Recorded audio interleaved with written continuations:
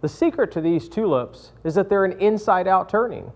So you turn the inside first and then the outside. Let me show you how. So to begin, I've taken a blank that's longer than what I need so I can safely join and plane it so it's perfectly square, and 1 11/16 for the closed and partially open tulip, 2 3/16 square for the fully open tulip. Then I cut the ends perfectly square, and I've labeled A, B, C, and D in the 4 corners. Then I've bandsawn that blank and planed the bandsawn edges so I get 4 quadrants still labeled A, B, C, and D. Then I rotate each quadrant 180 degrees. Now I can reassemble the blank, wrap this with masking tape, and then cut the blanks to length before I turn them. So after milling my blank, I cut it to length, the 3-inch length. I make sure to mark what's left with the exact same designations of each quadrant so that now this remaining blank can be made into more flowers, keeping the same orientation with those. Now I can take the tape off. I just use some masking tape to hold all that together while I cut them.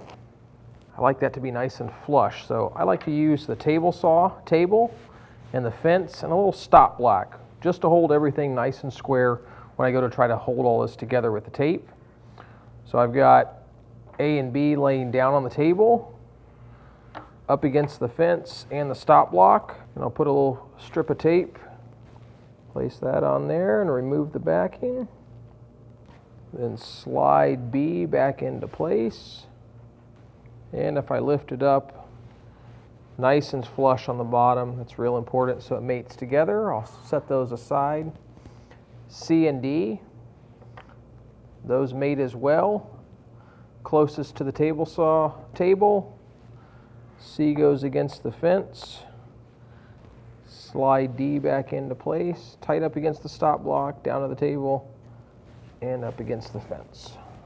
Now I go back to my original orientation, make sure that I'm still good here, A, B, C, D. So I need to put tape on these 2 faces. Now everything is nice and flush and square. So I'll begin by mounting this blank with the labeled end into the chuck. To mount a square piece into a 4-jaw chuck, rather than gripping across the corners here, rotate the blank, let the corners stick out the edges of the jaws, and you'll get 8 points of contact as opposed to 4. So with the blank mounted in the chuck, I'm going to lay out the lines for the pommel. It's going to require 2 lines to lay out a pommel, one at 1 inch from the end, one at 1 3/8 inches from the end. And in order to mark these all the way around the blank, I'll use a saddle square and mark all 4 sides, both lines.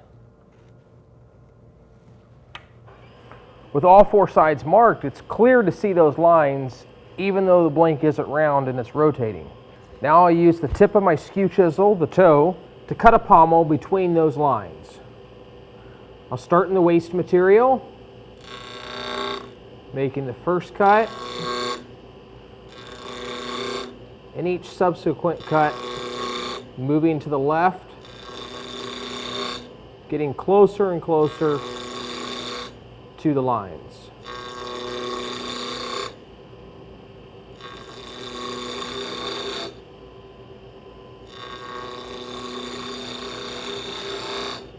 When I get close, I'll stop the lathe.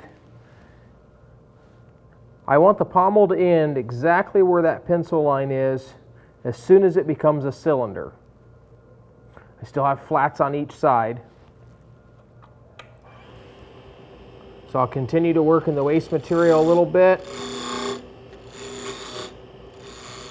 bringing the diameter down slightly.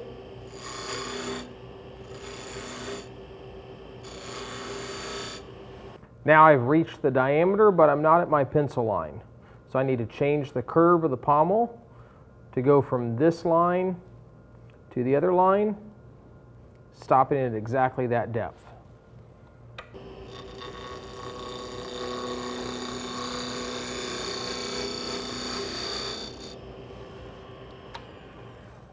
Stop and check. That looks good, right on the pencil line, exactly as it became round. Now I can use the spindle roughing gouge, turn the remaining portion into a cylinder.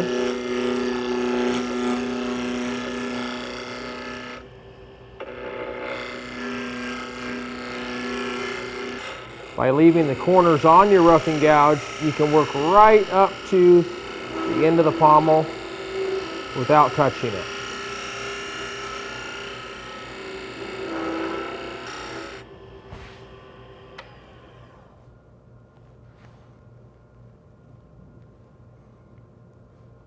With it cylindrical, for the fully closed flower, I'll leave it this shape, sand and finish the turn areas now. You want to sand the pommels by hand. There's very little wood there. It doesn't take very long, and with a clean cut with the skew,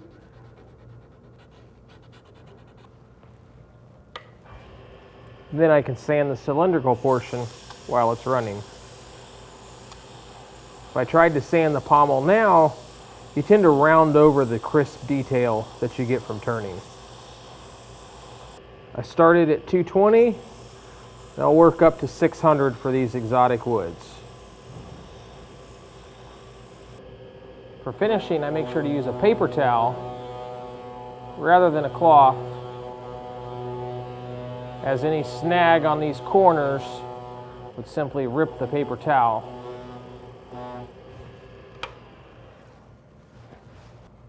With the turn sections sanded and finished, I can take this out of the chuck.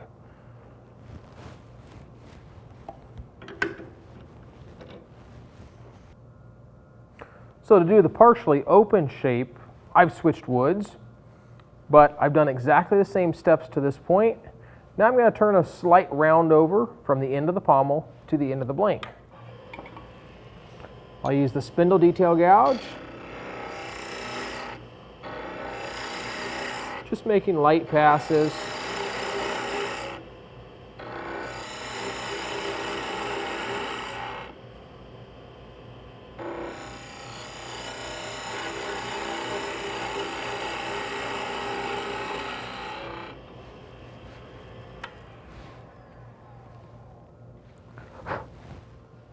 And checking my progress with the template.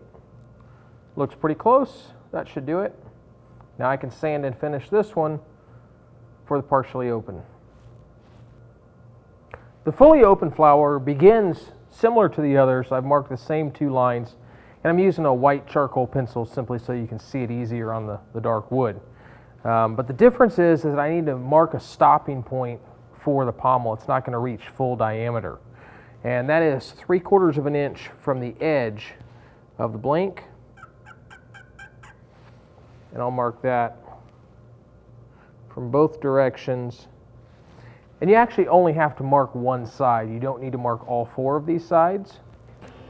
I turn the pommel in pretty much the same manner, starting in the waste material with the tip of the skew and working slightly to my left. The difference is my depth. I want to stop at that 3/4 inch line. So if I stop the lathe, I can see I haven't reached that line yet in terms of the depth.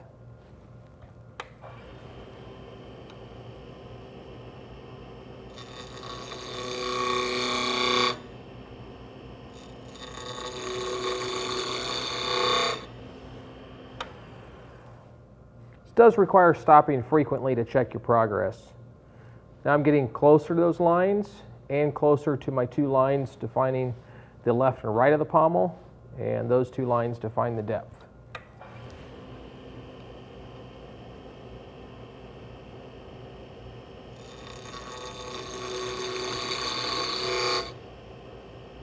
And right there, the pommel has gone from one pencil line to the other, and it stops at a depth right where I made those 3/4 inch marks. Now I use a spindle roughing gouge to turn the remaining portion into a cylinder.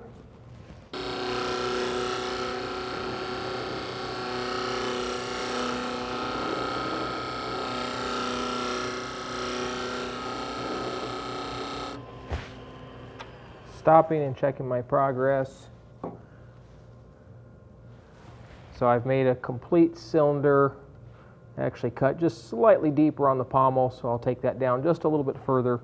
It's just a close approximation, a tiny bit won't matter. But notice that there are still 4 flats on here. It's not completely round, but it is cylindrical.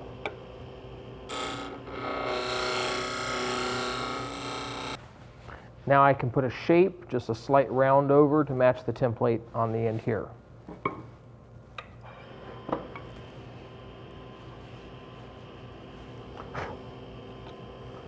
Spindle detail gouge. Gradually round the corner over, just part of a bead.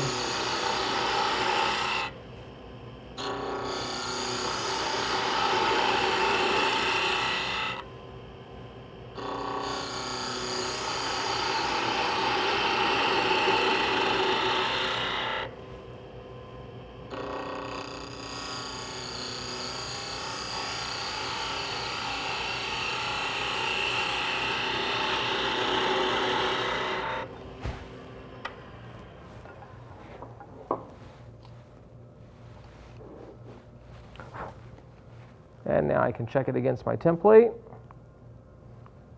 It's pretty close. That should do it.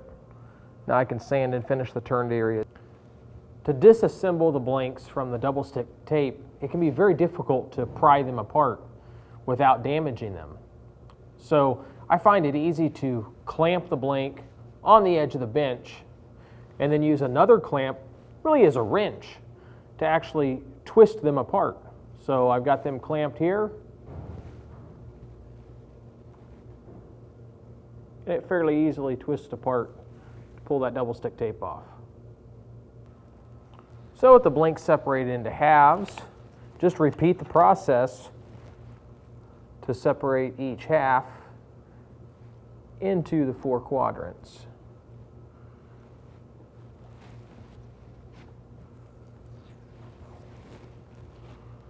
So for the initial turning, the quadrants were assembled like this. Now I've used the parallel clamps to separate the 4 quadrants, and I'm going to reassemble them like so with glue, the same orientation before I bandsawed the blank. So I'll start by gluing those together. After a few moments, you can pull it away from the fence and put a clamp on it. Then once 2 quadrants are glued together, clamped up and let dry for a little while, I can glue both quadrants together. Let that dry for a moment and then put a clamp on it before turning the outside. So after reassembling the blanks, the glue is dried, I'll remount this in the chuck. The labeled end is still into the chuck.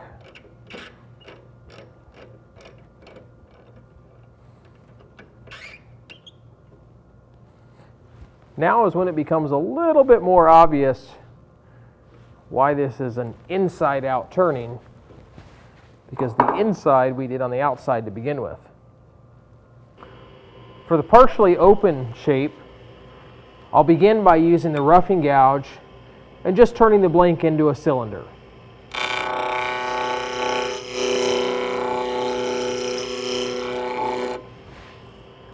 I'll use the parting tool to stop the cut right near the chuck jaws.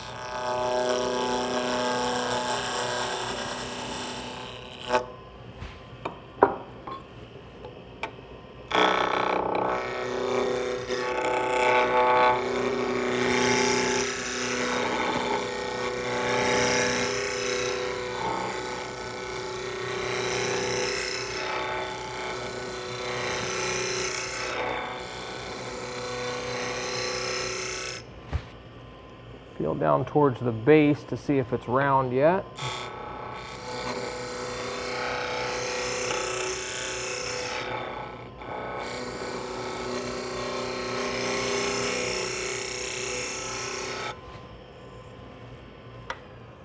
stop and check my progress.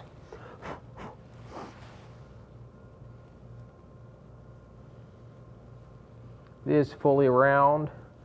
If there's little flats left at the end of the petals, it's simply the difference of cutting exactly the right shape on the petals on the inside.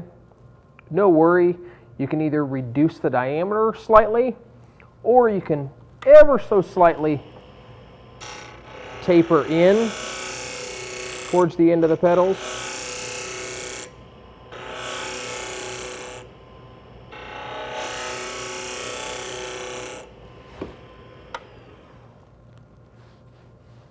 Getting closer.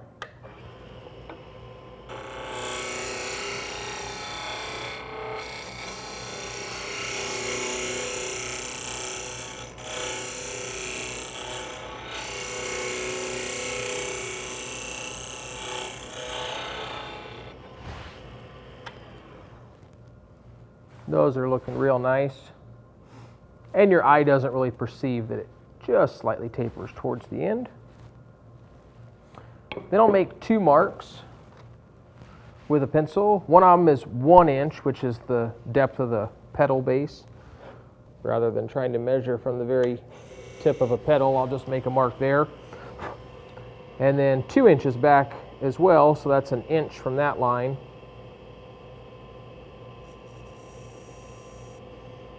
And that's the bottom of the flower.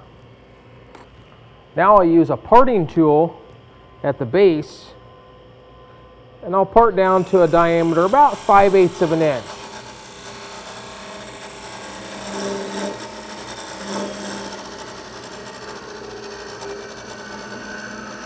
I want this to be small enough that I can shape most of the flower, but large enough to still give it strength. Then switch back to the spindle detail gouge, rounding over this corner.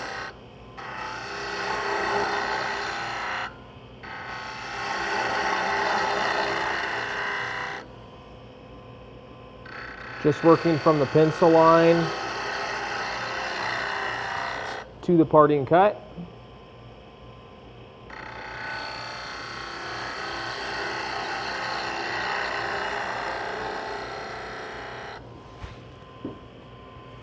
I can also use the parting tool to reduce a lot of this waste.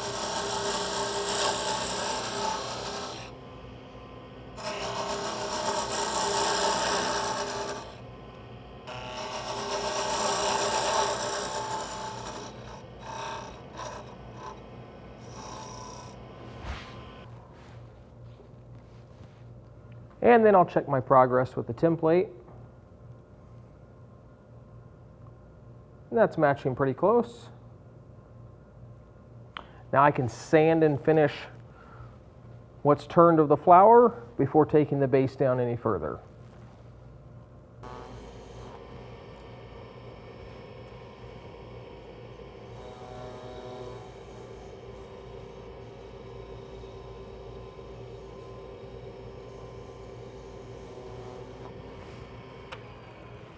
Before finishing, check the edges of your petals.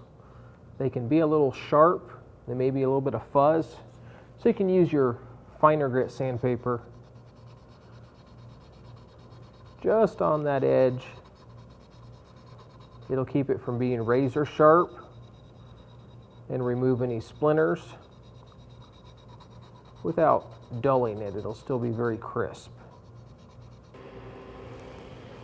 Now I use the parting tool, finish parting the waist down here to about 3/16 of an inch in diameter.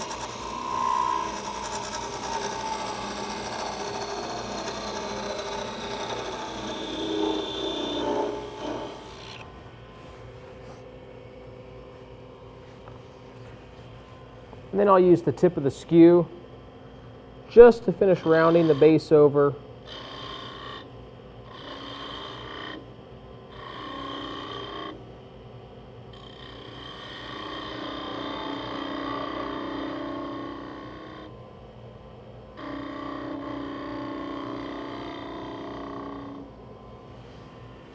And then sand and finish that area.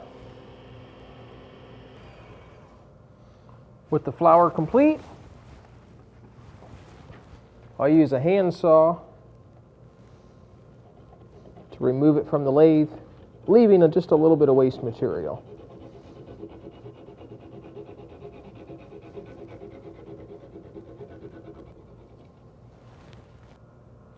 The fully closed design begins much the same as the partial. I'll start with a pencil line at the base of the petals. That should be 1 inch from the end. And a second one 2 inches from the end to define the base of the flower. But before doing any parting, I'll make a slight round over from the pencil line to the inside of the petal using the spindle detail gouge.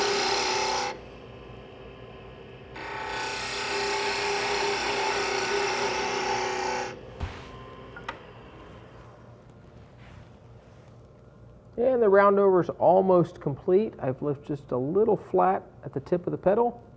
So if I round it over just slightly more, that'll remove that flat.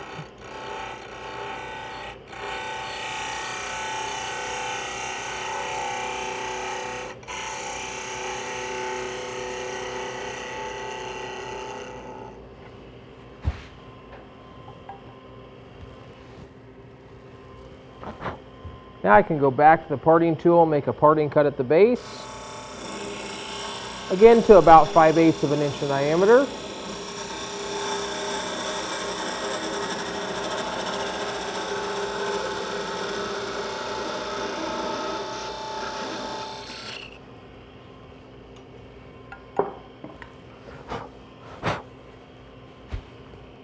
Now I complete the base by rounding off the bottom side, sanding and finishing.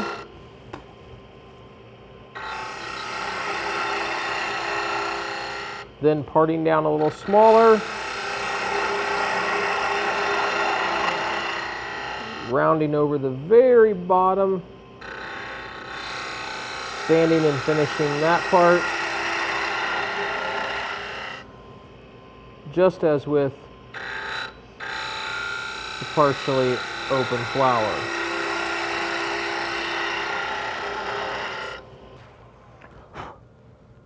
And check the profile, matches the pattern pretty well.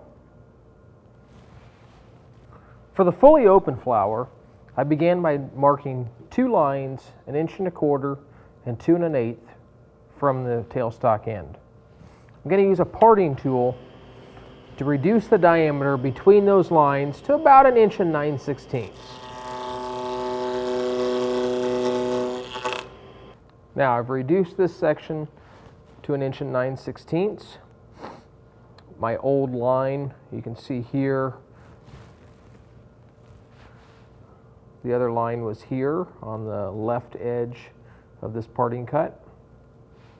Now I'm going to use a combination of the roughing gouge and spindle detail gouge, whichever seems more appropriate at the time, to turn a cove from the top edge of the petals down to this cylinder.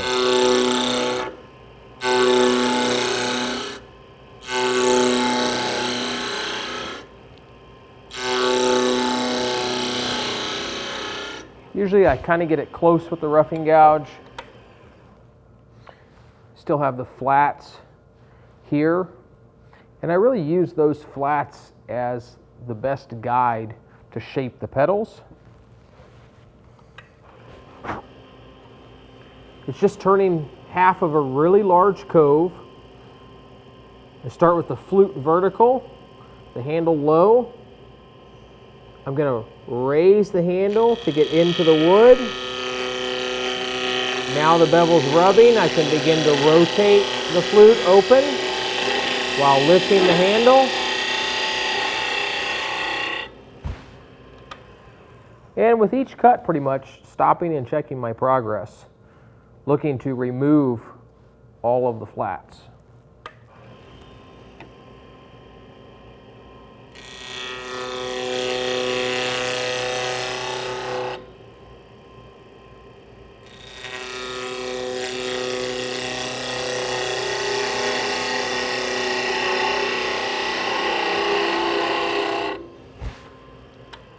really close.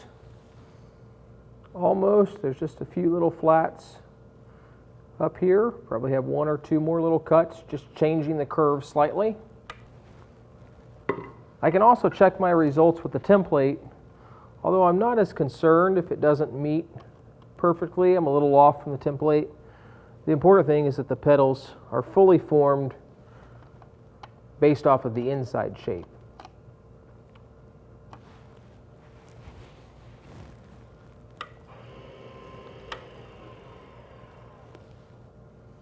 Now I'll make a mark at the base of the petals,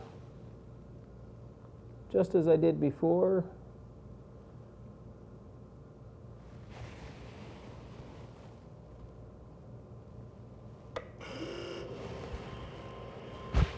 That should be about an inch from the top, and it is.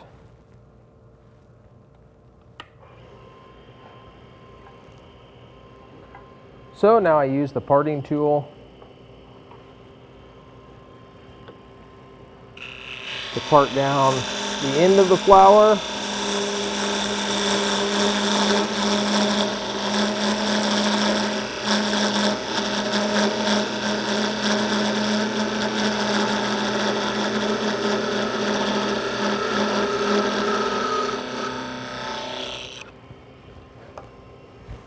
And then the spindle detail gouge to round over this corner between the pencil line and the parting cut, just like the base of the other two flowers.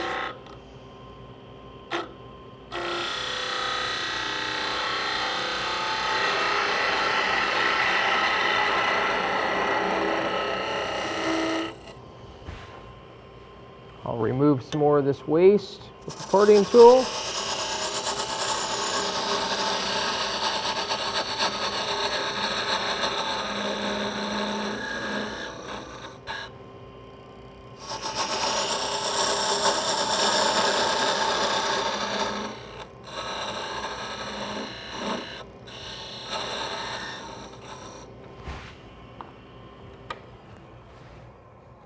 And I can check my progress with this shape as well.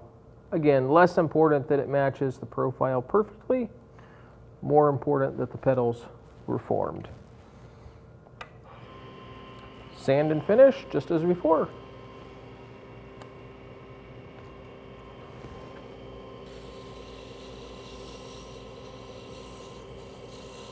So to add the stem to the tulip, I just need to drill a hole in the end here.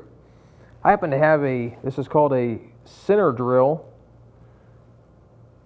It just starts the hole really nicely in here. Brad point bit works pretty decent as well. This one's about 1/8 of an inch in diameter. I'm just eyeballing that this is straight. Honestly, I hope that it's a little bit crooked. It'll make it look more natural. After I've made that hole, now I'll drill the hole with the 1/8 inch bit. Helps me get it started. And I've got the depth marked with a piece of tape. So just step up to 3/16.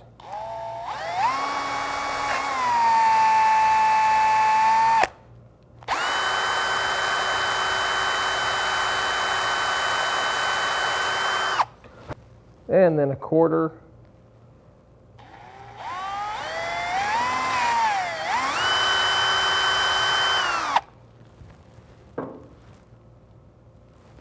And then a 1/4 inch dowel, pre-finished, fits snugly into the hole.